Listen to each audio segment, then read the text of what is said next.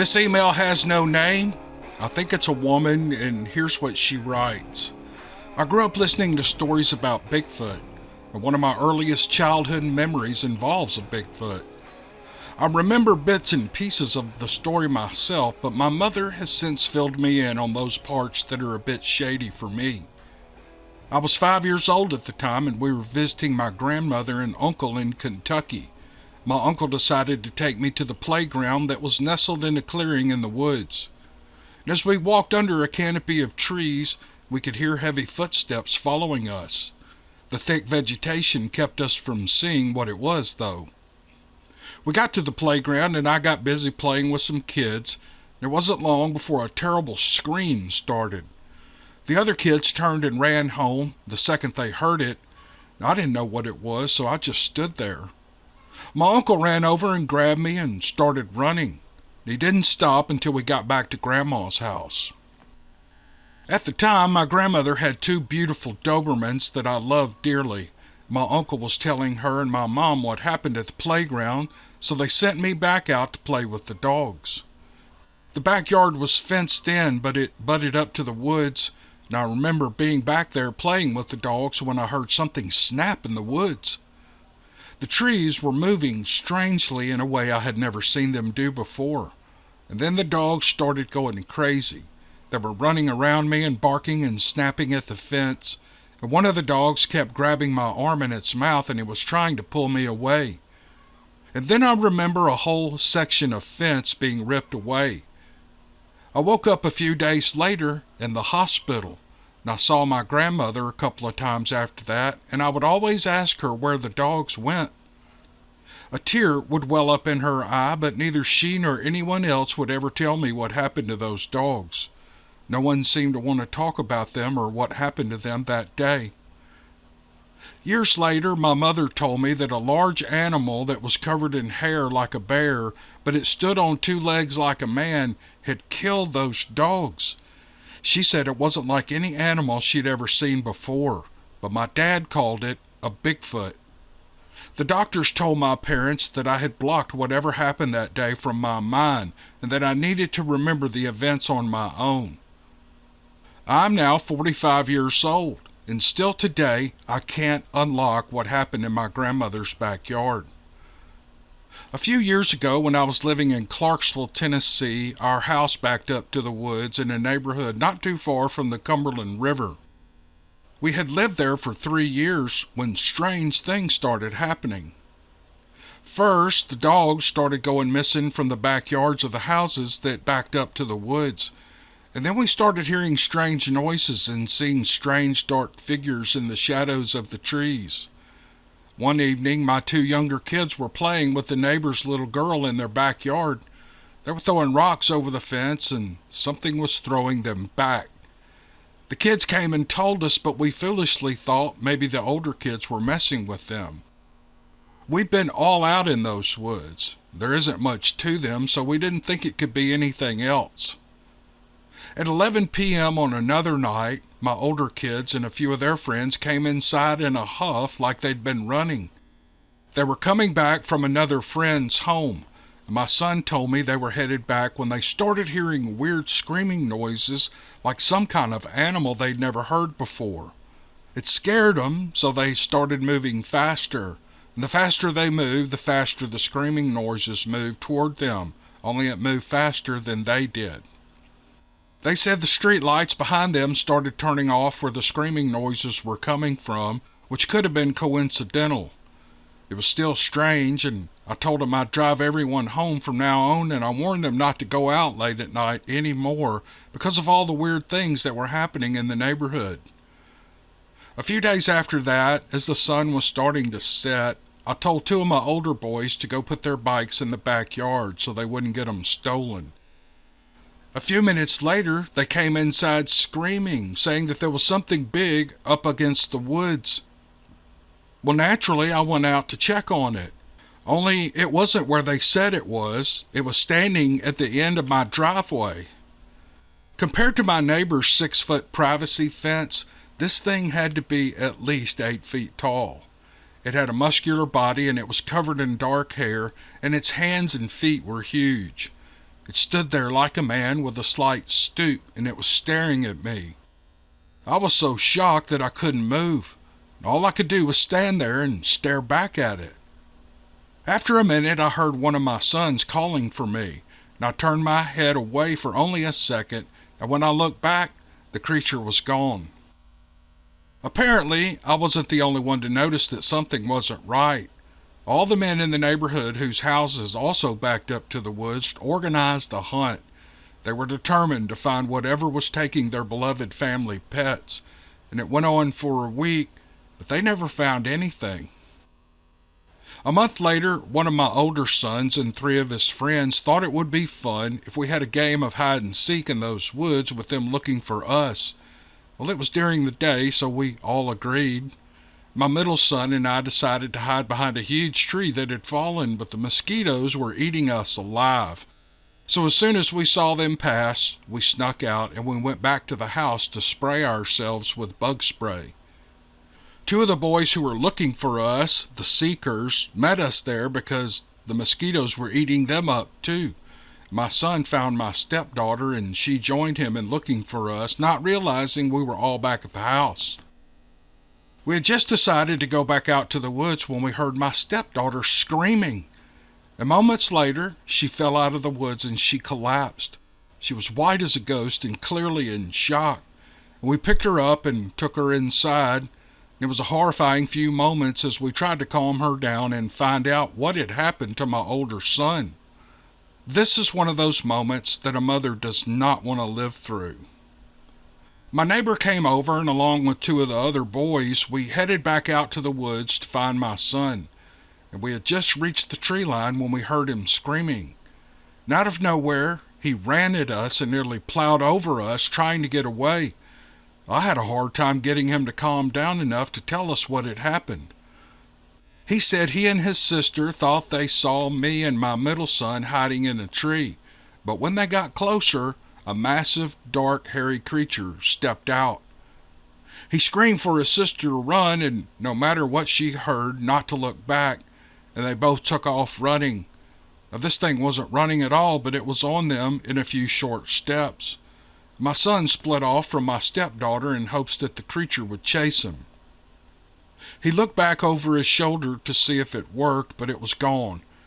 He kept running, though, until all of a sudden a huge limb swung out from around a tree and hit him in the head. And as he fell, he saw 2 big feet.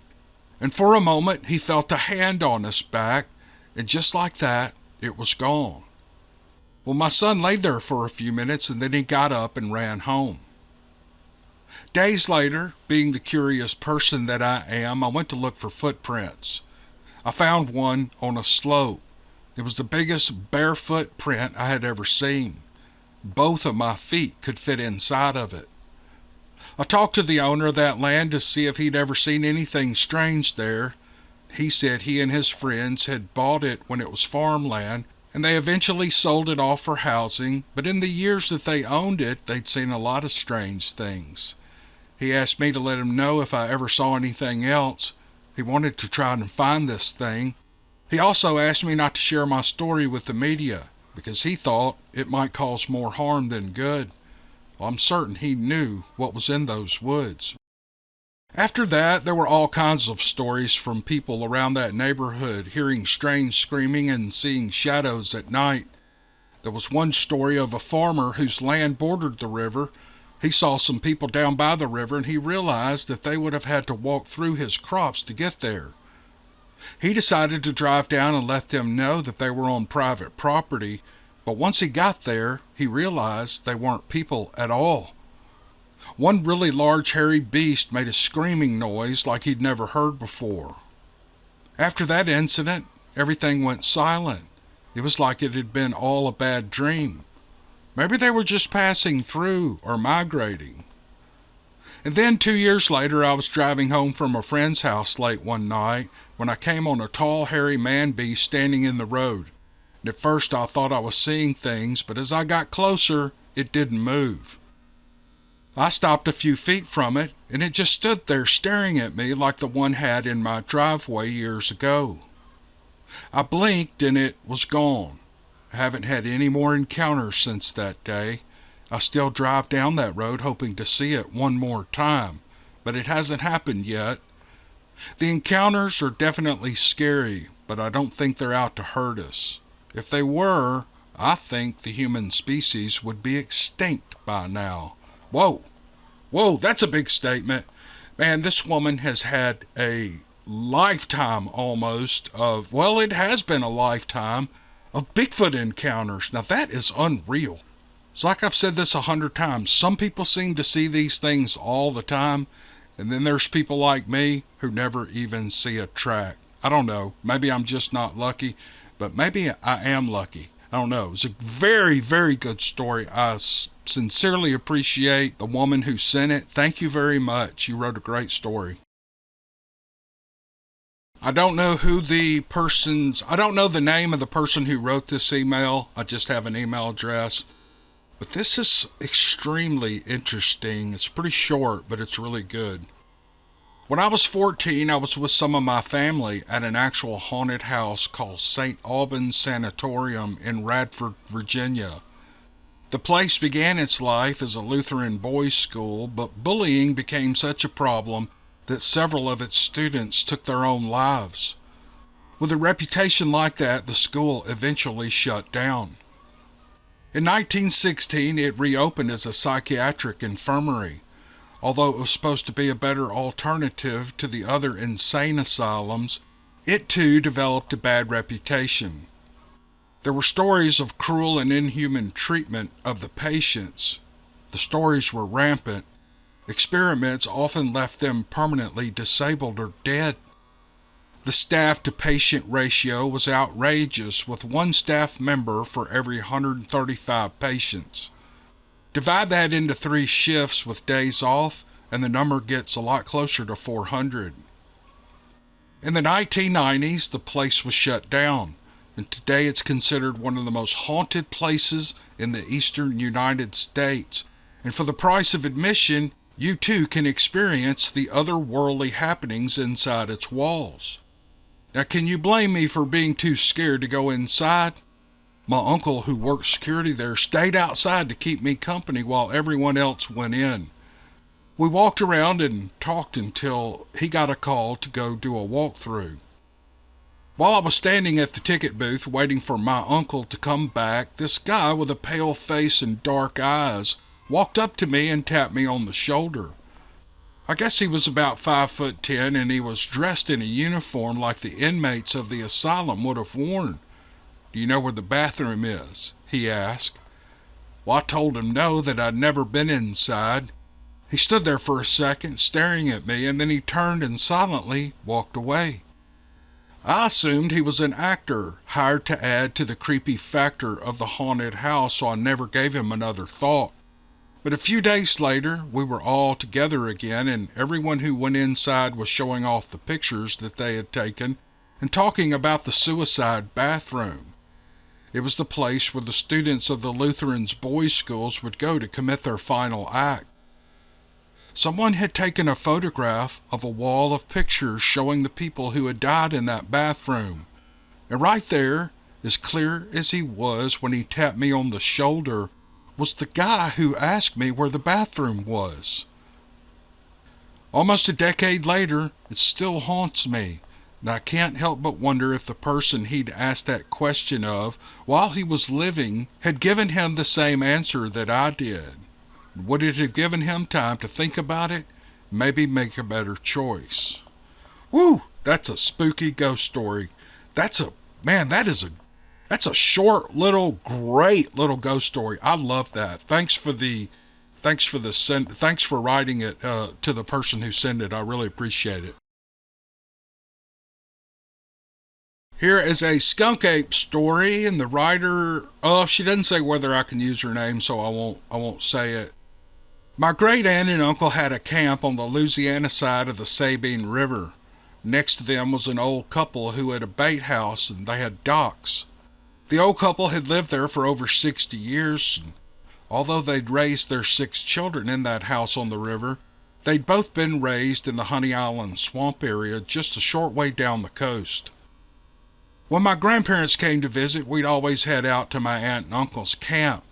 Between my aunts and uncles who were still at home, my great aunt and my uncle's kids and me and my siblings were the 14 of us kids and 16 adults. Although we were never allowed to swim because of the gators and the gars, we spent a lot of time fishing on their floating dock made from barrels lashed together. The 5 teenage boys took an aluminum boat out to fish late one evening. They headed upriver into some of the sloughs and, using nothing but cane poles, caught a 12-foot alligator gar. The women set about cleaning and cooking a mess of fried gar balls and fried gar patties with smothered onions and potatoes. And we ate like hungry hogs, and we never asked again why we couldn't swim in the river. There was an old homestead that had been destroyed by a hurricane decades before I was ever born, and it was used as a garbage dump. We'd go there with the women and dig for bottles and other treasures in the ashes of the burnt trash.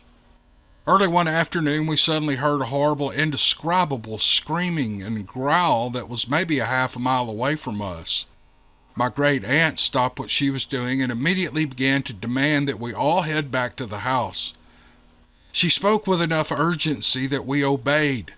It was 600 feet through the sand and salt grass and another 600 feet down the shell road to the house. The whole way we asked her what had made that noise, but she never said a word. Once we got back to the house, her only answer was that she didn't know what it was and she didn't want to find out. That evening was like any other.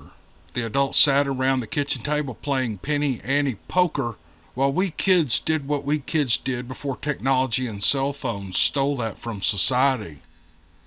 Some of us were coloring in coloring books while others read books or magazines, and by midnight we were all in bed.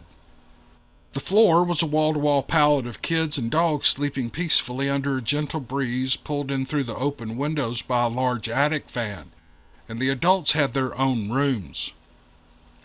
At some point in the night, I had to get up and answer nature's call, and afterward, I climbed back into my sleeping bag and I was almost asleep when that gentle breeze suddenly carried in the most nauseating smell I could imagine. I sat up and loudly says, "What is that smell? It's burning my eyes. I can't breathe."